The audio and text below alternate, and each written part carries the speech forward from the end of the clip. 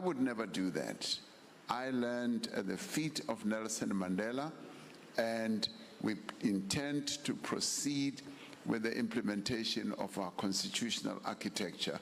And I think if you look at the executive order that the president issued back on February 7th of this year, it talks about the terrible expropriation act that was enacted last year in South Africa that allows for the expropriation without compensation of farmland. A fair number of these refugees were farmers who've farmed this particular land for generations and now face the threat not only of expropriation, but also of direct violence. Well, when the president decides to visit the U.S., he will invite President Trump to come here so that he can see our beautiful country, see that there is no genocide here.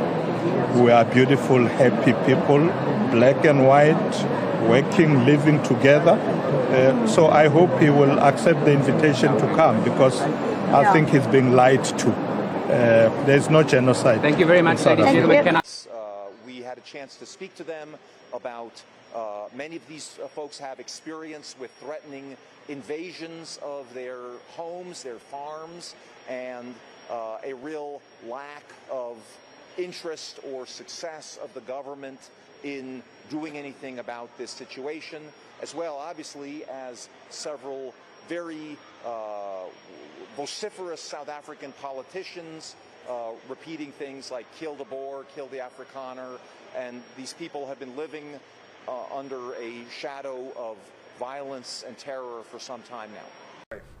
You will recall that during our presidency, we are pursuing a broadened and effective G20 compact with Africa, which include increasing number of participating African Union members. Secondly, we will host the second G20 Foreign Ministers meeting in New York in September 2025 on the margins of the United Nations General Assembly High-Level Week. This will be the second time ever that a G20 meeting is held at the United Nations after the Brazil historic hosting of the same meeting last year. Missions. The Episcopal Church was ordered by the government to help resettle the Afrikaners, but today the church took a stand, terminated its relationship with the federal government, citing a moral opposition to resettling the white Afrikaners. I want to see people be killed. Now, South Africa leadership is coming to see me, I understand, sometime next week. And, we're supposed to have I guess a G20 meeting there or something, but we're having a G20 meeting. I don't know how we can go unless that situation's taken care of. But ended today. Why did the classification of these immigrants as refugees cross a moral line?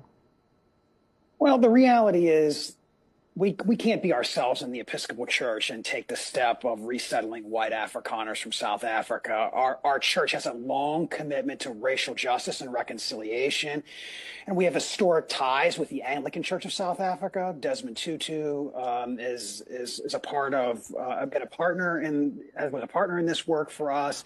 So we're just not able to take this step. It's not in line with anything that we're about. And first thing tomorrow. And we're also told that temporary accommodation has been set up for them in their different locations. Now, those might be a hostel or a hotel, the idea being that is just a short-term placement for them while they look for longer-term housing. But they're also being told that arriving here in the United States gives them that privileged status of a refugee, but they are expected to find employment as quickly as possible. However, they will be eligible for government benefits, things like out-of-work unemployment pay, should they so need it. And by being here in the United States under this fast-tracked program, it gives them the opportunity to have a path to citizenship.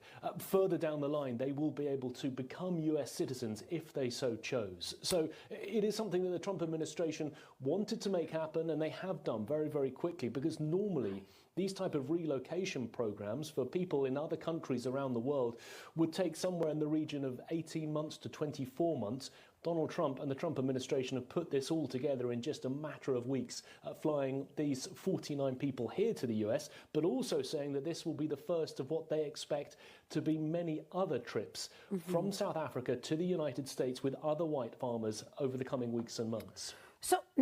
And it also saddens us to see that other refugees who are being denied entrance to the United States are people, brave people who've worked alongside of our military in Iraq and Afghanistan, now face danger, have been in camps for a long time and aren't being allowed in. And so this is just, the program no longer aligns with where we are as a church and what we're about.